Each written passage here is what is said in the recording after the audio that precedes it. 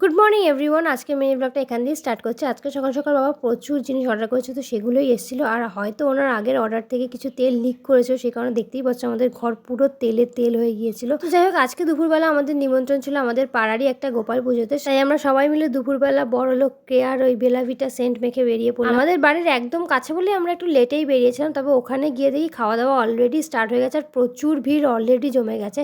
তো তারপরে আমরা উপরে গিয়ে একটুখানি ঠাকুরটা দর্শন করে আসলাম। তোমরা দেখতেই পাচ্ছ এখানে কতগুলো গোপুসোনা রয়েছে।